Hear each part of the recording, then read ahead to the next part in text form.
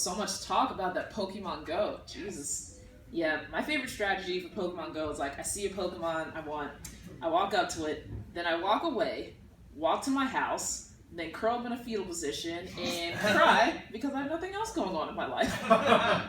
But yeah, now I have things, I have goals and plans. Like lately, I've been trying to cut sugar and, fat out of my diet because I'm trying to lose friends. And it's been going wonderfully, guys. It's been going really, really well.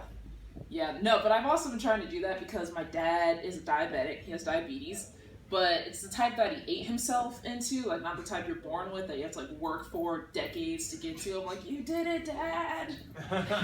But yeah, I'm just like, that's so strange because diabetes doesn't run in our family. But then again, nobody runs in our family, so maybe it's not. Maybe it's not that weird. Yeah, I spend a lot of time with my parents because I live at home in their house, and it presents its challenges. Like, I just hate fielding their really dumb questions. Like, my dad one time he was like, "Hey, Aaron, have you seen the most recent episode of Game of Thrones?" And I'm like, "Yeah, Dad, I'm unemployed." I've seen literally everything. Every last thing there is. Yeah. And my mom, we basically had the same relationship since I was like 16. She just thinks I'm a lesbian. I'm just like, well, that's not fair, Mom, okay? I can't help it if men avoid my vagina like it's trying to sell them a mixtape. That is outside of my control. It's not fair. And I always get friend zoned, which sucks. I'm just out here trying to friend bone, y'all. Like, Jesus. The most aggressively friend zoned I've ever been, though, was in high school. And I don't know if, when you were a teenager, you had this situation when two of your close friends start dating each other, which is different when they, date someone outside of the group when they export their lovers or whatever. You're an asshole. But yeah, so they were dating each other, and I hadn't yet learned that there's a time when we're all friends, and there's a time when they go off and like be a couple and touch each other's butts or whatever teenagers do these days. I don't know. Yeah, and we're walking out to the parking lot, and we get to my friend's car, and I'm just like, "Hey guys, so what are we gonna do this Friday night? I got the box set of Avatar: The Last Airbender. I'm ready to go." And they're just like,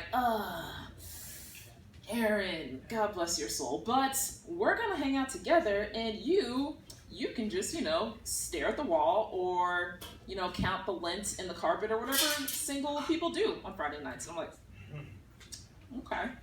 So I hopped in the back of the car, and what's important to know about this, in the state of New Jersey, where I grew up, when you're 17 years old, you can't drive with more than one other person in the car. So I had effectively marooned them there in the parking lot. I'm just like, yeah, nah, it's not happening. Like, if I'm going down, I'm taking everybody with me. We could sit here all night for all I care.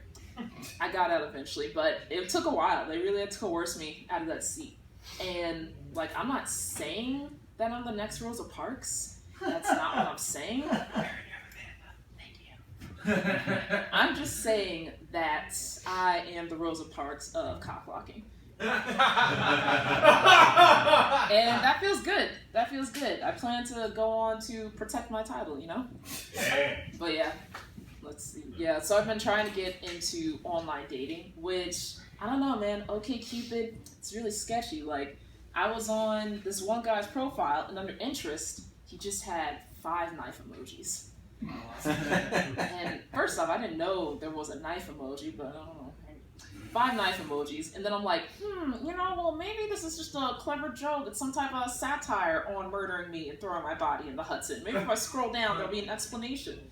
So I scroll down, and under favorite book, it's The Killing Fields. And I'm just like, You know what? We'll put him on the back burner. He's still a good prospect. Yeah. So obviously, I'm not going to procreate anytime soon. But that's not a huge concern of mine. But sometimes, it's in the back of my mind. I'm in my 20s. And I've been thinking, you know what, Aaron? You should freeze your eggs. You should definitely freeze your eggs. Because, if you want to build a team, you definitely want to use your starters. All right. That's my time. Aaron James, everybody. Nice. All right, you guys. On deck, we have Lauren Hope.